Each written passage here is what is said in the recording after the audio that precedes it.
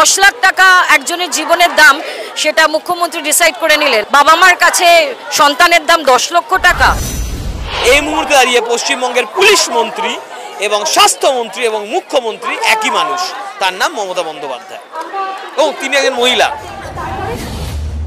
মৌমিতা দেবনাথ একজন মধ্যবিত্ত ফ্যামিলির মেয়ে। স্বপ্ন ছিল ডক্টর হয়ে মানুষের সেবা করবে, প্রাণ বাঁচাবে, কিন্তু তার আগেই তাকে নির্মমভাবে ধর্ষণ করে খুন করা হলো। মৌমিতা ছিল খুবই সাধারণ নিম্নবিত্ত পরিবারের বাবা মায়ের একমাত্র কন্যা সন্তান। MBBS পাস করে কলকাতা RG মেডিকেল কলেজে চেস্ট বিভাগে পোস্ট গ্র্যাজুয়েট করছিলেন। গেল বৃহস্পতিবার রাতে টানা 36 ঘন্টা অনকল ডিউটিতে ছিলেন তিনি। কিছু সংখ্যক হাসপাতাল কর্তৃপক্ষের তরফ থেকে জানা যায়, রাত 2টার সময় বাইরে থেকে খাবার নিয়ে এসে বন্ধুদের সঙ্গে মিলিত হয়ে ডিনার করে। এরপর বিশ্রাম নিতে যান জরুরি ভবনের 4 তলার একটি সেমিনার কক্ষে। তবে সেখানে যে চিরতরের জন্য বিশ্রামে চলে যাবে সেটা হয়তো সে নিজেও কল্পনা করতে পারেনি। পরের দিন সকালে ওই কক্ষ থেকে উদ্ধার করা হয় 31 বছর বয়সী ওই তরুণীর অর্ধনগ্ন দেহ। মরদেহ উদ্ধার করার পর হসপিটালের কিছু কর্তৃপক্ষ তার বাড়িতে ফোন করে জানায় মৌমিতা আত্মহত্যা করেছে। পরবর্তীতে চাপের মুখে পড়ে পুলিশ এই ঘটনার খুন ও গণধর্ষণের অভিযোগ নথিভুক্ত করে। তারপর শুরু হয় চিকিৎসকদের আন্দোলন। পরবর্তীতে ময়না তদন্ত থেকে জানতে পারা যায় মহিলা ধর্ষিত হয়েছে এবং তাকে অনেক আঘাত দেওয়া হয়েছে। শরীরের বিভিন্ন অংশ থেকে পাওয়া গিয়েছে রক্তক্ষরণের চিহ্ন, গুরুতর আঘাতের চিহ্ন। ডেড বডির পাশেই পড়েছিল মেয়েদের মাথার একটি চুলের ক্লিপ এবং একটি ব্লুটুথ হেডফোন। BBC বাংলাকে দেওয়া সাক্ষাৎকারে আন্দোলনরত ডক্টরদের একজন জানায়, ঘটনার বিবরণ দেখে এটা পরিষ্কার যে খুন এবং ধর্ষণে জড়িত ছিল একাধিক ব্যক্তি। তবে এই ঘটনায় অভিযুক্ত শুধুমাত্র একজনকে ধরা হলেও বাকিরা রাজনৈতিক দিক থেকে প্রভাবশালী বলে কি তাদেরকে স্পর্শ করা হচ্ছে না, এমন প্রশ্ন করেছে আন্দোলনরত ডক্টররা। আর এমতো অবস্থায় বিক্ষোভে উত্তাল গোটা পশ্চিমবঙ্গ। চিকিৎসক ধর্ষণ ও হত্যার প্রতিবাদে কর্মবিরতির ঘোষণা দেন রাজ্যের বিভিন্ন জেলার মেডিকেল কলেজ হসপিটালের বিক্ষুব্ধ চিকিৎসকরা। একটু বলুন আপনার কথা। 80 বছর বয়স, আমি নীলরতন সরকার মেডিকেল কলেজের 1962 ব্যাচ।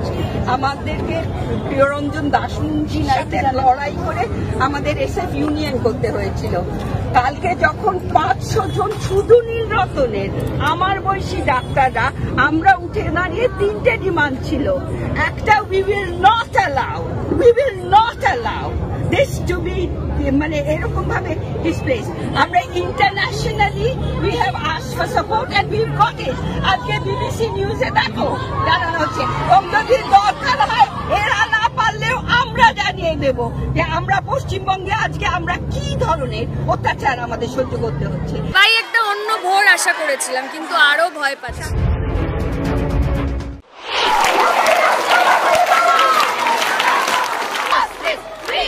সকলের মতন একজন এসেছি, খুব লজ্জিত। আমার দেশের এমন একটা ঘটনা নিয়ে আমি খুব লজ্জিত।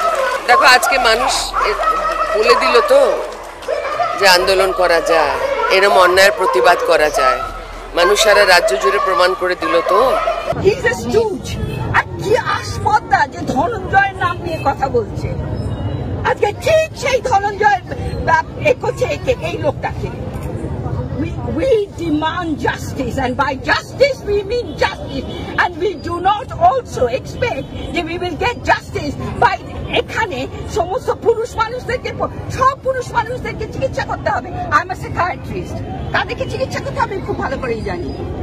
তাহলে আমি বলছি ডাক্তারদের থেকে, from the Democratic Doctors Forum, we will take this to the world and we will get rid of Mamata Banerjee. আমার জীবদ্দশায় এটা দেখিনি, এটা একটা মুভমেন্টের পর্যায়ে চলে গেছে।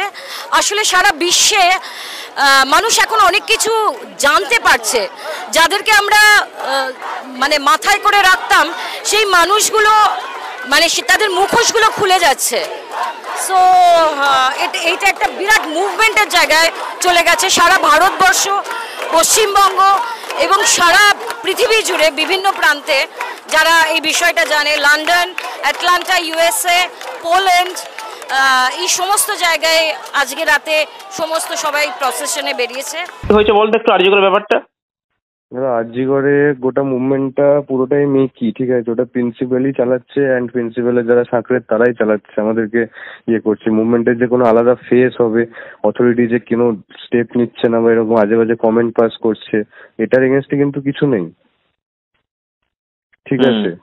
এবং আমাদের উপর বাইরের লোকজন ডিপেন্ড করে এত কিছু করছে, অবভিয়াসলি ভালো লাগছে, বাট আমরা নিজেরাই সাস্টেনেবল নই, because RG Kar has a history of suppressing it's righteous movements, তোমরাও জানো দাদা।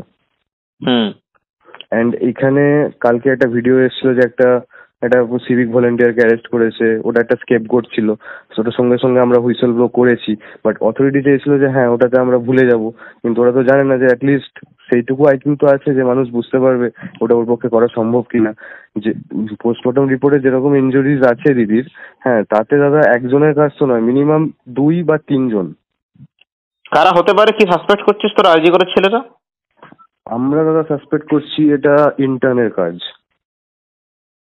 ঠিক আছে, এবং যে ইন্টার্ন তার যথেষ্ট পলিটিক্যাল ব্যাকগ্রাউন্ড আছে, তার ফ্যামিলি মেম্বারও যথেষ্ট উচ্চ পদস্থ, ঠিক আছে, নাম নিতে পারবো না কারণ দাদা আমারই সমস্যা হয়ে যাবে, বাট না, নাম নিতে হবে না, একদম নাম নিতে হবে না।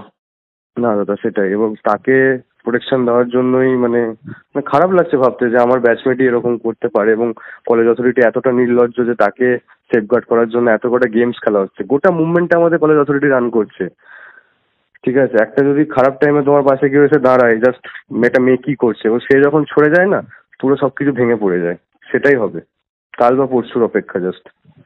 আমি দাদা অ্যাজ এ ইন্টার্ন এটাই আর্জি জানাবো সবার কাছে যে আমাদের উপর ডিপেন্ড না করতে। এটা একটা মহিলা, একটা মা, একটা বোনের এরকম হয়েছে, কমন মানুষের যেন আমাদের পাশে আসে, বাকি কলেজটাও যেন আমাদের পাশে থাকে। আরজিকর ইজ ডুমড, আরজিকর থেকে কিছু এক্সপেক্ট করো না। ক্রাইম সিন যেখানে হয়েছে, যেখানে সাসপেক্ট লুকিয়ে আছে, সে যে কেউ হতে পারে, অথরিটির হয়তো কোনো লোক, হ্যাঁ সে অথরিটির অবভিয়াসলি হয়তো নয়, তো সেখানে দাদা আমাদের থেকে কিছু এক্সপেক্ট করো না, এটাই বলার। তোমাদের সাথে দাদা অনেক দিনের সম্পর্ক, এইটুকু দাদা বলছি, আমাদের উপর কোনো এক্সপেকটেশন রাখো না, তোমাদের মতো করে যাও, আমাদের কোনো কথাও শুনো না। মানে তোমাদের পিজিটি আজকে এসেছিল, খুব ভালো লেগেছিল যে দাদা এসছে, তো আমাদের ছেলেপিলেরাই মানে সাইড থেকে করে দিয়েছে কাজকর্ম, হাত তুলেছে, পুলিশটাও সেখানে করেছে, তো অবভিয়াসলি না, যেখানে জেনারেল বডি মিটিং এ কিছু সুরাহ বেরোচ্ছে না, জেনারেল বডি মিটিং ডিলে করা হচ্ছে, সেখানে প্রিন্সিপাল ইটসেলফ এসে বলছে যে কেন ঘুমাবে রাতের বেলায়, সেমিনার রুমটা কি ঘুমানোর জায়গা, যেখানে সিসিটিভি ফুটেজ লোপাট হয়ে যাচ্ছে, যেখানে পুলিশ এসে ফার্স্ট স্টেটমেন্ট দিচ্ছে না এটা তো সুসাইড, যেখানে তোমার কাউন্সিল কমিটি যেটা হয়েছে সেখানে সাইকিয়াট্রির এইচওডি কে রাখা হয়েছে জাস্ট টু প্রুভ দ্যাট দিদি ওয়াজ এ সাইকিক পেশেন্ট। আমার নিজের পার্সোনাল কনভারসেশন হয়েছে দিদির সাথে অনেকবার, দিদি ওয়াজ অ্যাবসলিউটলি নর্মাল, ঠিক ওকে।